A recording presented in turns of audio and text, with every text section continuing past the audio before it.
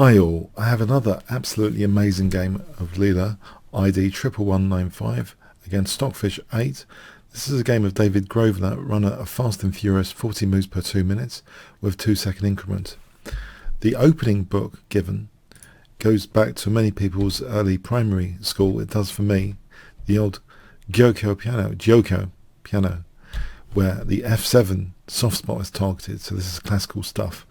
But White doesn't want to play the old stodge, as Exeter Chess Clubs describes this, because it doesn't really teach younger players, the younger generation, about tactics. There is a way to make this much more dynamic with the pawn structure. And in fact, I seem to remember the kind of guru behind the AlphaGo Zero project, Demis Hassabis, a very keen chess player. He played this Giuoco Piano system instead of the Roy Lopez. And it does seem trendy at Super GM level at the moment as well. So this is actually quite a topical opening to try and find out why White would have any bite in this position, in this kind of structure. So D3 seems like a sensible move for sure, but what is White's aim? Well, after knight f6, c3, and this gives dual options of both d4 and b4 actually. So this is one of the ideas I'm pretty sure I remember in distant memory. Demis Hassabis playing like this even against me in blitz games, where White can get a significant space advantage, perhaps use this diagonal for this bishop. It has some dangers. d6, b4 is played here, and this is the end of the book actually given to both. So Leela plays a4, threatening immediately to trap this bishop. So black stops that, but now b5, and you can see White gaining a space advantage. But the question is, well, there's a couple of questions. Can black later break with d5? Is this a target? How sensitive is this diagonal? Can this knight swing to f4 later? Is White's king side going to be under scrutiny? Is this bishop going to be dangerous? Let's see. White does castle knight g6, knight b d2. Black castles rook e1. We have c6 as though the d5 break is on the cards, and also gives the bishop a retreat square as well on c7. But bishop a3, rook e8, and now bishop a2, getting out of the way of d5 in advance. d5, and actually it gives White flexibility. If White didn't do this, there wouldn't be this flexibility move available here. So bishop a2 in advance is very, very clever, because here there's a move available for White. A very, very nice positional move, and it is a recurring theme if you play the English opening with bishop on b6. Sometimes you want to restrict that bishop, put it out of the game. Guess what White plays in this position if I give you 5 seconds? A positional move. Okay. c4, yeah, with the idea of c5 coming up. And in fact, Stockfish 8 in this blitz game plays knight f4. Although it carries with it an immediate threat, it does mean positionally, it seems as though Stockfish is getting positionally outdone after c5, because now look at this. b6 and bishop e8. Look at this. The rook's a prisoner. The bishop hasn't got any decent squares. As long as this e4 pawn is kept with that e5 locking in the bishop, this looks like an unfortunate scenario for black. The pawn is still attacked. It's now protected. Queen d7, as though there's ideas of queen g4. This seems a bit scary. g3, we have check. King g2, yeah, because the knight is hitting f2. We can't go there because the knight takes f2. So king g2, h5. So is black trying to hack Leela? Is Leela on the defensive here on the king side? We have the move now, given that this diagonal's locked. Bishop b2, this seems very logical. Hitting e5, and there might be ideas of e takes, unveiling more pressure on e5. So black is prompted to close the position in the center. If we look at another idea, say h4, this doesn't really do anything. In fact, it can be taken, and there's no real issue here. I believe this kind of situation can also, with these pieces on the back row, there's some weird and wonderful tactics going on with this diagonal opening. This is just a weird fantasy variation I'm going to show you. You can see this weird position with king f1. This is just crazy. Like here, queen c4. This is a crazy scenario, but I just want to demonstrate something about these two pieces. Rook takes e6 is possible. And this, you know, black's having to counter sack because there's some very dangerous ideas, like taking on b7, for example. So if black counter sacks, yeah, it's just a crazy, crazy line, but it ends up being better for white. This is too dangerous for the black king here. There might even be g4, g5. Yeah, this shows great dangers for black lurking behind the scenes.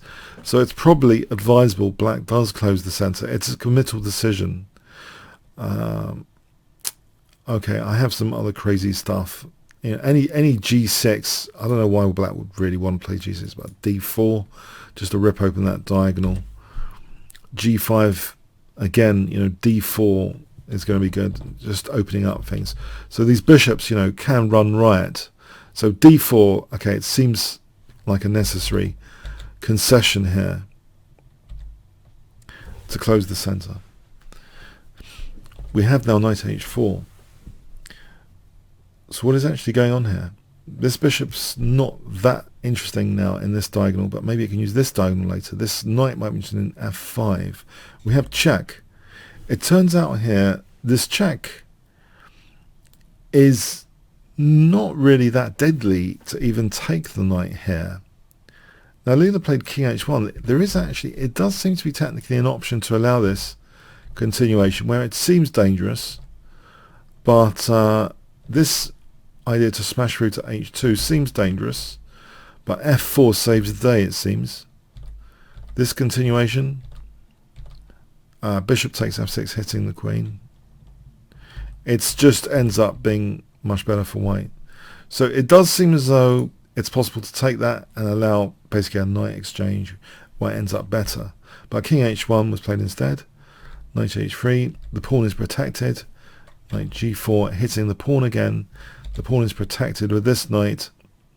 Any g5, there's always knight f5. So unusual situation. Queen e7. Yeah, any g5, knight f5, just put it on the board. This is just horrible for black. So queen e7.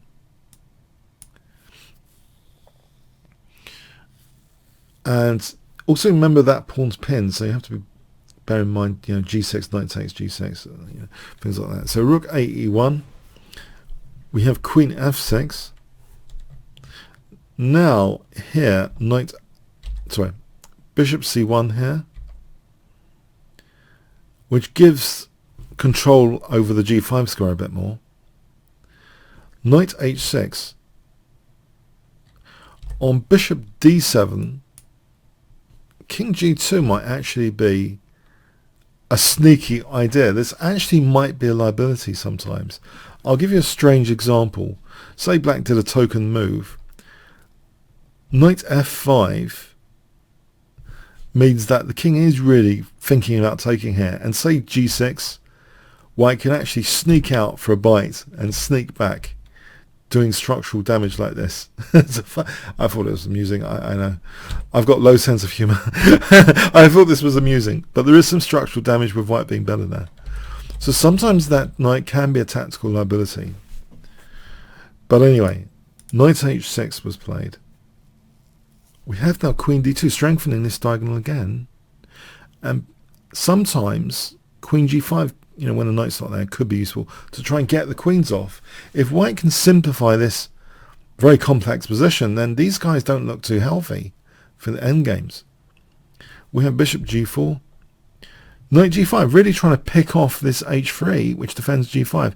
So white is trying to basically get the queens off by taking here. Then there's queen g5 after. Get the queens off, and we're embarrassing these guys. That's the basic idea, it seems. We have queen e7. And now f3, forcing move. And now another forcing move. And we've weakened g5 now, so queen g5 is going to arrive soon. But white has to deal with the attack on the rook first. Instead of knight takes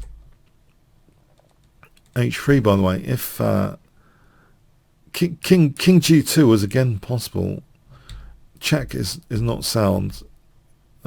Yeah, this is just good for white, this kind of continuation. So anyway, knight takes h3 is simple and strong. White simply wants to be able to play queen g5, it seems. Get the queens off and expose these guys. And in fact, in this position, there's things happening on both sides of the board, actually. There are some, I mean, it looks as though c5 is hanging, but there are other issues like this bishop being potentially trapped, and things like queen g5. If the queen goes over there, then queen g5, for example, looks actually quite dangerous. The queen is standing guard over g5 as well. If we just put this on the board, it doesn't look healthy. Queen g5. You can see h5 attacked. Here we can just take as that pinpoint. It doesn't look very nice. So the queen stood guard over g5 and king h7, but now queen g5 anyway. So again, simplifying now seems a really good idea. And it's not just from this angle, in fact. There's actually an idea of trapping this bishop here as well. I'll give you an example. This bishop could be a tactical liability. If f6, this wasn't played, the bishop humbly retreated all the way back. But black's got to be careful. We know Leela can systematically trap pieces, but here, yeah, this bishop could be systematically trapped on f6 after taking, forcing the issue, and putting the bishop in prison with g4, and it's difficult to actually get out of this prison. This situation, white just arranges amusingly. Do you know how white could win this bishop? Pop quiz. How could white win this bishop? Well, this is a clue. White could play this with the idea of rook f3, rook g3 to cover f1. Because if you try and do, there's no, well, you can't use e3. So yeah, I should have set that as a challenge. So you just play this to cover f1 at all times and g4 at all times. This is the key to cracking this nut. Rook f3, and you play this, and then the bishop's trapped. Okay, so there's an issue. There's an issue with this bishop potentially being trapped. If we look at that again, by the way, on king g5, check. It's not too hot, and again the bishop's going to be trapped much easier in this case with knight g1. That just makes it so much easier. So anyway, so the bishop goes back, doesn't want to be trapped, but look at this congestion. And now, this position is interesting, because you might think, well, actually, couldn't we take on f7? Leela actually plays g4. This is interesting. It seems as though black's very limited. The pieces are very limited here.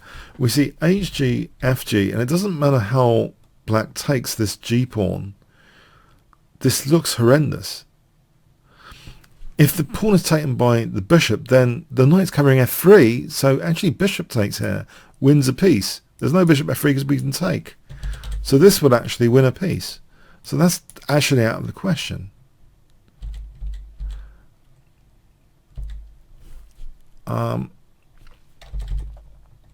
So knight takes was played. What is the point of this pawn sack? Well, you'll see that the knight was protecting f7, and Leela actually could take on f7 with a big advantage, but actually played this instead. You might find this really quite shocking. Why not take that pawn? Is that too simple to take the pawn? You're wondering? Let's say check. This position actually ends up being better for white in any case, if you look at this scenario, because we've still got this terrible issue over here. This bishop's just trapped. So, but anyway, this is even stronger in many respects. f6, the bishop doesn't even need to go back. We have this interference move, knight f5, so rook takes g4 is threatened. So f takes is just a compromise of structure if that's taken, which is what happened. But what else does black do with the knight hit? It's a terrible situation because g7's under fire here. If the knight goes here, you can imagine just taking here, And if that is the case, for example, this is just a nightmare. That sort of thing is a nightmare, potentially. Taking on, yeah, it's just horrible. Yeah, G7's a liability. So we do see FG. Also, just while we're here though, Bishop D2 in this position, you might think, is saying it, and it is strong as well. If we have this scenario, it's just a very strong position. You know, black is falling to pieces here as well. These pieces just don't bode well. So anyway, this is what happened, and so there's even more structural damage now to black with this simplification, still leaving these bad pieces over here. And you might think, well, isn't there a tactic here? G6, isn't this a nasty tactic? Doesn't work. Rook takes G5. This is a mating net for the black king. Black cannot afford to take this knight and plays rook F8. If black takes the knight, we've got a classic mating net here. Look, rook FG1, threatening rook H5, checkmate. Put that on the board for you. What does black do here? King H6. What we do then is just bishop F7. Threatening again rook H5, renewing rook H5. So this is actually very bad, this scenario. On taking, it's a checkmate net, mating net. So we do see actually rook F8 instead. But still, rook FG1, same principles, apply, takes mate. We see bishop takes F5, E takes, and now we see rook F6.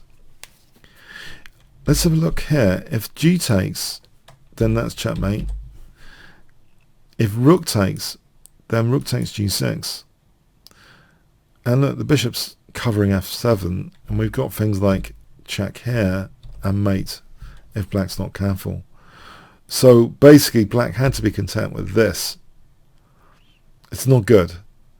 Although it's opposite coloured bishops, look at that bishop. It's terrible. This was played. And it seems very desperate, this position. We have E4 desperately opening up the bishop. Here on rook takes F5. Again, rook takes G6, and we're having a lot of fun here in this position. For example, like this. Check, check, mate. So it's all pretty hopeless. So E4, we have FG, check. Yeah, scooping up 2 pawns there.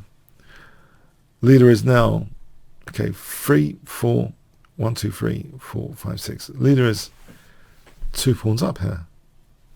Good sign. Okay, 1 pawn up, but look at this end game. 2 pawns up again. That's taken. It's just hopeless, actually. This bishop will have a hobby of munching pawns on light squares now, like this one, for 2 connected big, gigantic winning passed pawns. Rook F7, check. That's an irrelevant pawn in the scheme of things here. Check. Rook F8. And I think white can win in many different ways, just with B7 winning a piece for B8. But this was played. Bishop E6. Yeah, just winning C6 is going to be a disaster for black, because now we've got 2 connected passed pawns. And there's nothing that's going to stop here in this position. These 2 connected passed pawns. The game ended here. It could have continued with rook D8, threatening to queen here, without any nuisance bishop. Well, okay, black can sack the bishop there, but okay. Otherwise it's queening anyway. But it's totally hopeless. I'll put you into the game end position here. I think this game was fairly instructive. It really does echo how I remember Demis Hassabis playing the position against me. This is many years back. I played him at a QE school. We had this challenge match, which I won 1.5 half. So it was only a 2-game match. This guy Metlis did our poster promoting the event. But anyway, no, I'm pretty sure yeah, Demis created the trend for this before the Super GMs are playing it at the moment. And then he went on, to create the amazing AlphaGo project, as part of DeepMind, when DeepMind was bought by Google. And then the predecessors to this project, really, this Leela project, trying to emulate, AlphaGo from zero. No opening books, no table base. Well, at least for training anyway. Fantastic project to be part of. And I'm so happy Leela is really proving herself, not losing a single game so far in one of the major competitions at the moment. But anyway, this game, as an interlude game, I thought was quite interesting to show you. Hope you enjoyed it. Comments, questions, likes, shares appreciated. Thanks so much. Guys, I've just realised I've got this ancient poster from that match. This is a poster that Metness did in the form of a chess piece. A king. Thursday in the hall, 340 to 420. 9th of March. I wish he put the year. Clash of the Giants. T. Gabriel, that's me. 168 ECF. BCF at the time, British Chess Federation ratings, against Demis Hassabis, who was 1 point higher rated than me, child prodigy. Achievements. I was third apparently in the UK under 20. That might have been a little bit of an exaggeration. Demis Hassabis number 1 under 13. That wasn't an exaggeration. I think he would have been the number 1 player under 13. And my green screen has been confused by all the colours here of this. So it's got a bit dark. Who turned the lights off? Yeah, so there's the poster. Anyway, okay, bit of nostalgia for you there. I hope you enjoyed that. Thanks very much.